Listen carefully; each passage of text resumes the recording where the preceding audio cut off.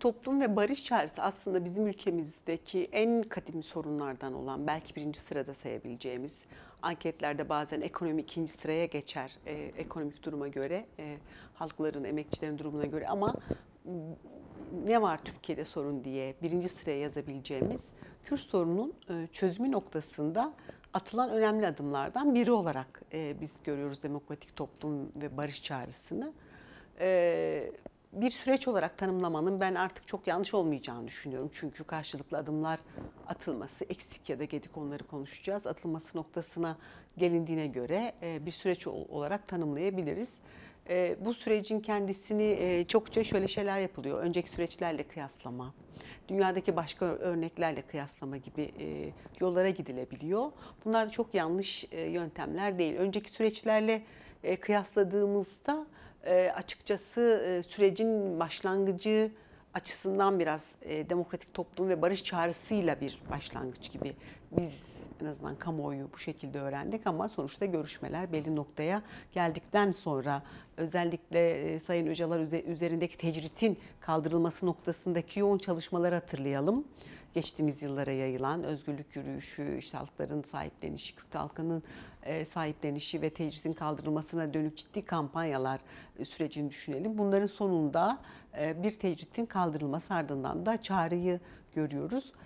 Burada önemli bir nokta şu: Şubat'tan bu tarafa özellikle Kürt Özgürlük Hareketi tarafından çok ciddi adımların atıldığını görüyoruz. Önceki süreçlerle kıyaslanmayacak boyutta. Çünkü daha önceki süreçlerde örneğin bir ateşkes mutlaka olurdu. Bunun karşılıklı olması talep edilirdi. Görüşmeler olurdu, masalar kurulurdu. Belli noktaları, masaların daha kamuoyuna açık olurdu. Bu sefer o boyutunu pek göremiyoruz. Herhalde bunun altını çizmek gerekiyor. Bu önemli olduğunu düşünüyorum ben işin o boyutunun. Çünkü ne kadar kamuoyu sahiplenirse barışı, çünkü sonuç itibariyle savaşan güçler bir araya gelip barış yapacaklar, ama halklar barışacak. Sonuç itibariyle ezilen emekçi halkların barışması gerekiyor. O savaşın yarattığı atmosferin ortadan kaldırılması, şövenizmin kırılması, Türkiye'li emekçilerin Kürt sorununu sahiplenmesi, Kürt halkının dostu bir emek hareketinin yaratılması, kadın hareketinin yaratılması gibi süreçlerin işletilebilmesi için halkların birbirini anlaması ve barışması gerekiyor. Bunun için de büyük oranda süreci kavraması gerekiyor en azından. Yani partimiz mesela bu kısmını çok önemsiyor, DEM Parti. Sürecin emekçi halklar nezdinde kavranması. Çünkü şöyle bir sorun var Türkiye'de. Kürt halkı büyük oranda örgütlü. Bu örgütlülüğü illa bir kurumla tanımlanması, bir partiye verilen oy oranıyla tanımlanması doğru değil. O örgütlülüğü bilinç nezdinde baktığımızda, yani bir politik bilinç olarak baktığımızda, ben katıldığım halk toplantılarında, yaptığımız temaslarda Kürt halkının çok politik olduğunu görüyorum. Sürecin sorgulanmasından tutalım da sorulan sorular, değerlendirmeler. Ama Türkiye cephesine baktığımızda kadın cephesi daha örgütlü görünse de, daha şövenizmden az etkileniyor görünse de, örneğin bir emek cephesine gittiğimizde büyük oranda Türkiye'li emekçilerin şövenizmin etkisi altında hala, AKP-MHP iktidarının ideolojik hegemonyası altında ve bu barış sürecini inşa ederken halletmemiz gereken önemli bir mesele olarak karşımızda duruyor. Bunun için de döne döne anlatabilmemiz, kavratabilmemiz, bu akan sürecin getirisini ve götürüsünü halklara, emekçilere anlatabilmemiz gerekiyor. Böyle bir sorumluluğumuz var bizlerin.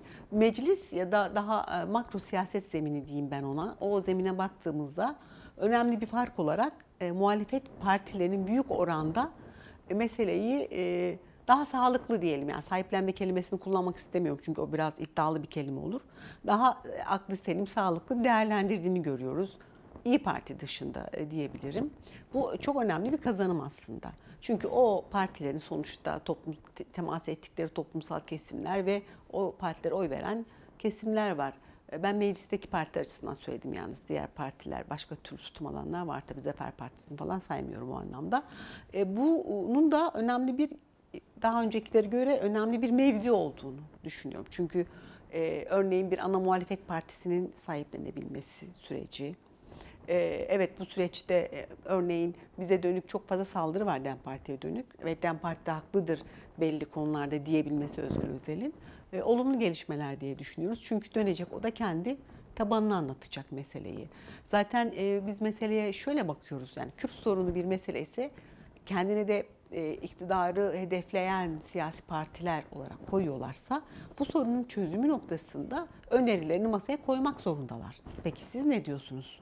Nasıl çözeceksiniz? O klasik inkarcı, asimilasyoncu zihniyetin dışında terörü kalıbına sokarak Kürt sorununu nasıl çözeceksiniz meselesini tartışabiliyor olmamız gerçekten olumlu bir aşama. Ama şu an şu aşamaya gelmedik. Yani mecliste bir komisyon oluşturulması. Biz bunu talep ediyoruz. Meclis, çünkü meclis bir ayağı yalnız. Tek başına oraya kitlemenin doğru olduğunu düşünmüyorum. Çünkü meclisin son seçimlerde oluşumuna, bileşimine, seçim süreçlerini falan değerlendirirsek bütün toplumsal kesimleri de temsil ediyor bu meclis diyemeyiz. Bu yanlış olur.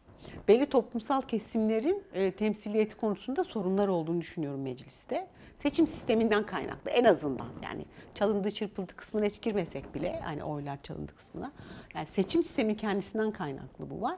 O yüzden mesela biz bunu demokratik toplum diyorsak şu tartışmaya da açık ve tartışması için imkan olarak görmemiz gerekiyor. Evet, nasıl bir demokrasi?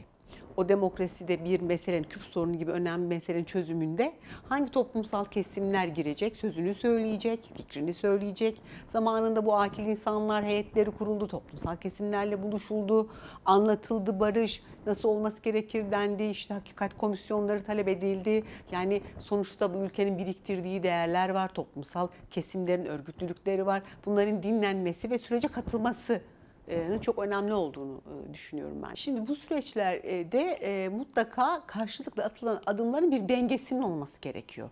Siz bir yıllardır mücadele eden, milyonlarca insanın dönüp baktığı, yani beğenirsin beğenmezsin, milyonlarca insanın dönüp baktığı bir örgütlü yapının kendini fesih kararını almasını, yani PKK'nin kendini fesih kongresi yapmasını ardından ben hiç adım atmayacağım dersen, o da doğal olarak, yani işin mantığı gereği hukuki güvence ister. Yani ben kongre kararlarını uygulamak için hukuki güvence istiyorum demek çok anlaşılırdır. Yani işin onaylıyorsun onaylamıyorsun değil, aklın yolu olarak, politik olarak bu böyle olmak zorundadır. Ancak biz dönüp baktığımızda gördüğümüz şey, bir infaz yasasında dahi konuştuğumuz, yani mecliste konuştuğumuz, öncesinde konuşulan boyutun çok daha daraltılarak karşımıza geldiğini gördük infaz yasasında.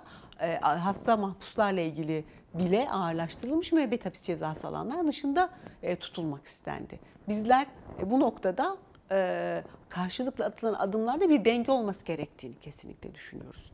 İkinci, yani bir fesih kararı alınmışsa devletin de iktidarın da atması gereken adımlar var. Hukuki güvence, sorunun çözülmesi için yapılması gereken düzenlemeler var. Çok fazla düzenleme var. Ama biz onu bile, yani taraflarıyla, işte işin kafa yormuş insanlarıyla, katkı sunabileceklerle oturup konuşulan, işte gerek meclis içi, meclis dışı komisyonların oluştuğu bir aşamayı zorlamamız gerekiyor. Meclisteki komisyon bu anlamda önemli olacak ama sihirli değnek değil. Mesela komisyonun oluşturulması ile ilgili de şöyle bir şey var. Meclisteki komisyonlar şöyle oluşuyor. Partiler kendi oradaki ağırlıklarına göre üye sayısı veriyor. Yani yine iktidar partisinden daha fazla insan oluyor. O yüzden nitelikli çoğunluk mu, salt çoğunluk mu falan gibi tartışmalar oldu biliyorsunuz. Bazen belki bu anlaşılmadı. Onunla ilgili nitelikli çoğunlukta, hani gruplardan belli sayıda olursa daha işte eşitlikçi ve nitelikli bir tartışma olabilir. Ama işin o aşamaya gelmesi için toplumun örgütlenmesi lazım ve bunun zorlanması lazım. Yani iktidar buna zorlanmalı.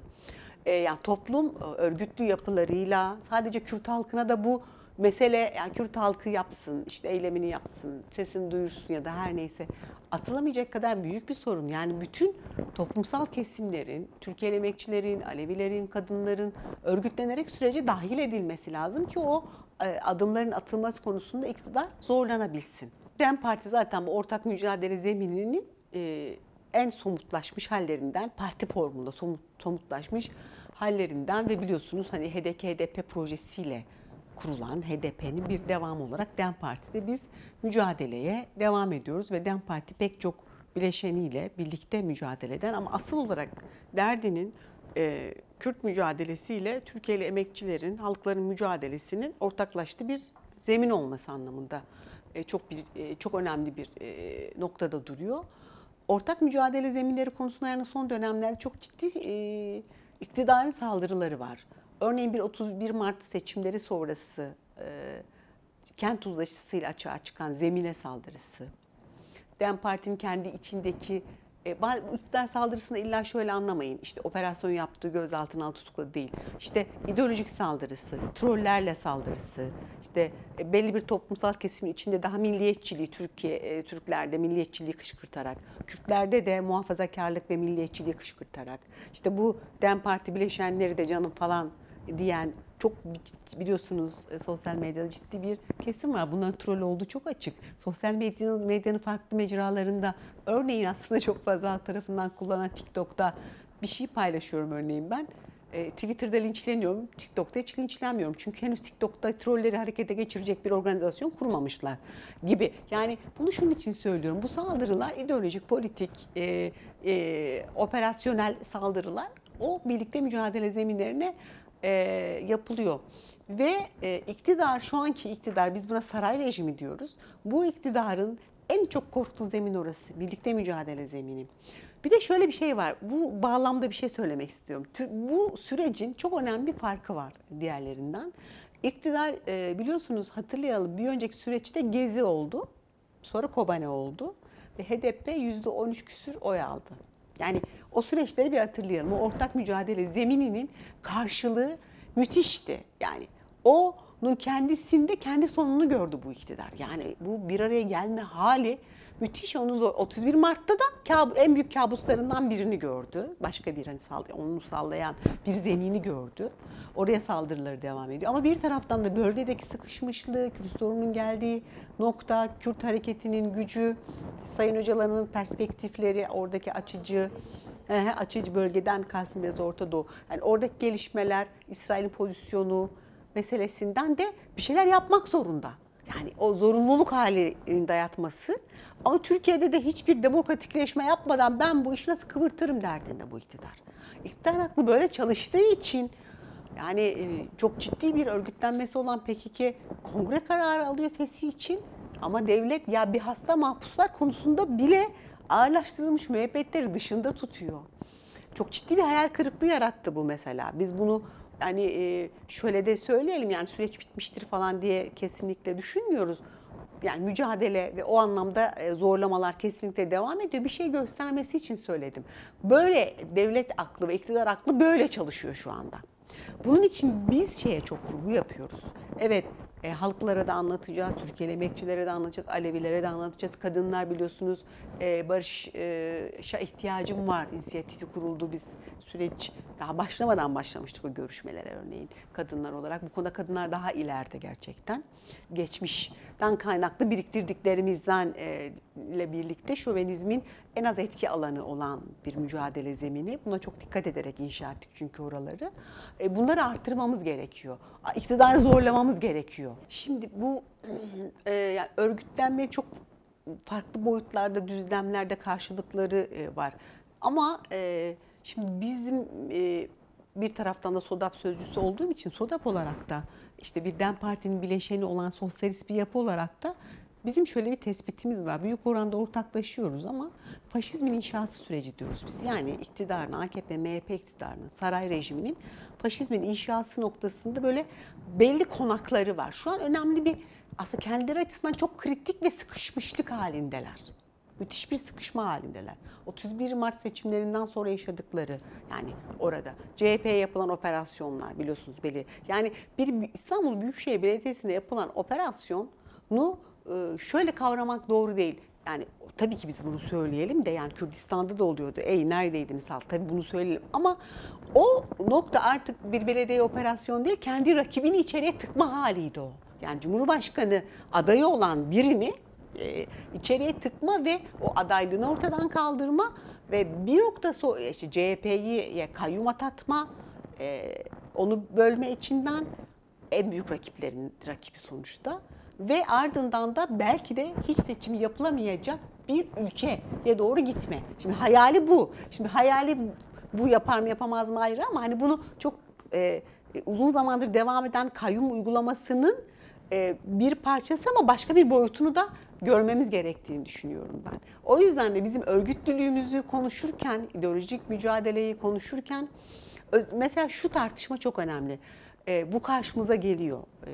Ben daha sahacı tartışmaları seviyorum. İşte anayasa meselesi gelecek, Kürtler anlaşacak, bu adamı tekrar seçtirecek falan. Şimdi biz örgütlenirken buna karşı bir söylem geliştirip Türkiye cephesine, Batı tarafına.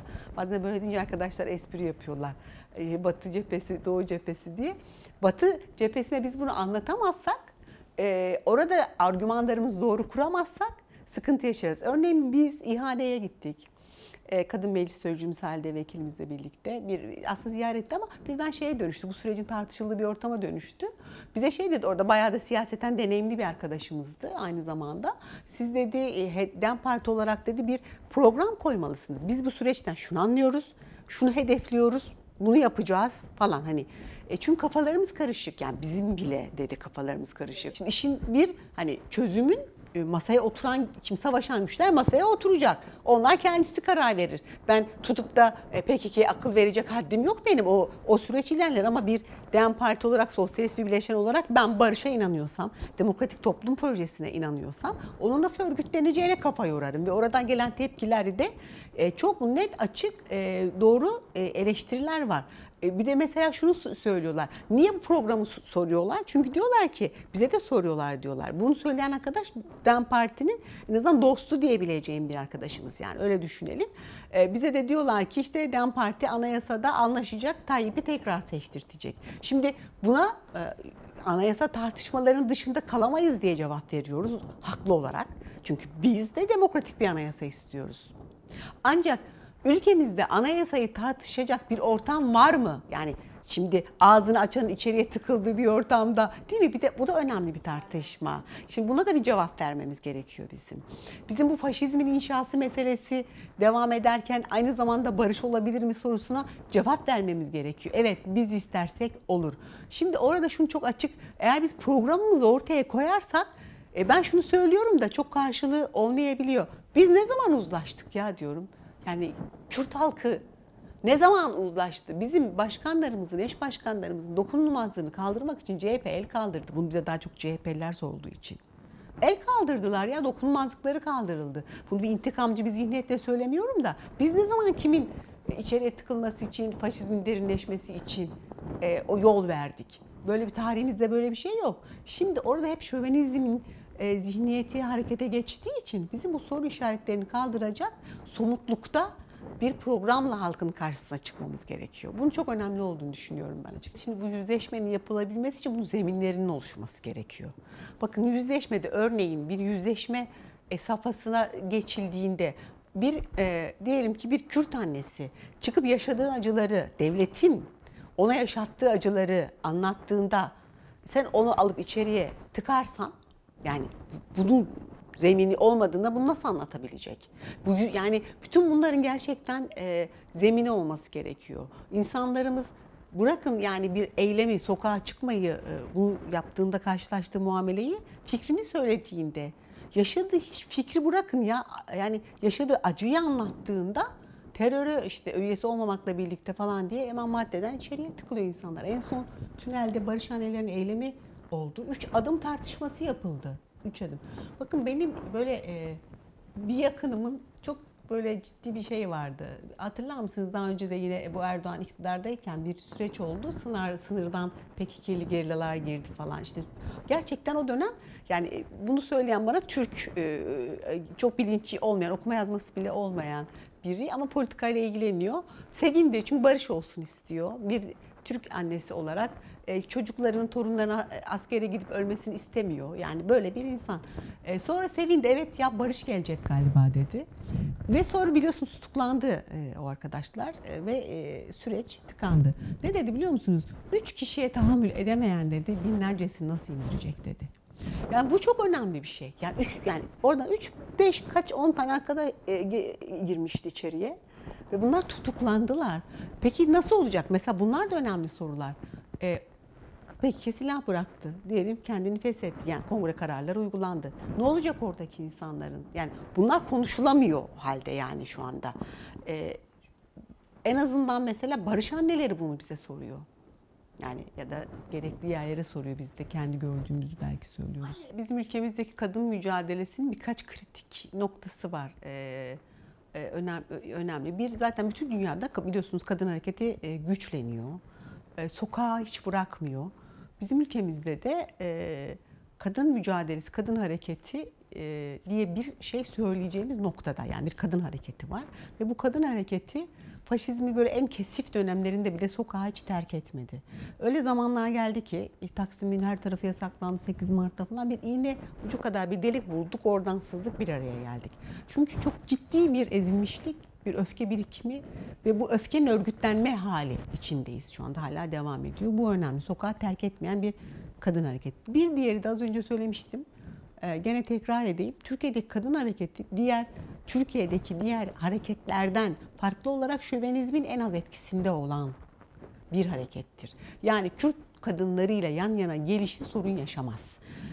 Bunun değişik nedenleri var. Bu işte o işe öncülük eden, kadın hareketine öncülük eden kadınların bu konudaki daha bilinçli olması, daha anti sömürgeci bir gelenekten geliyor olmamız. Yani biz o kuşak olarak ben onlara dahil olmasam da benden bir önceki kuşak, ama biz onları hep devraldık onlardan.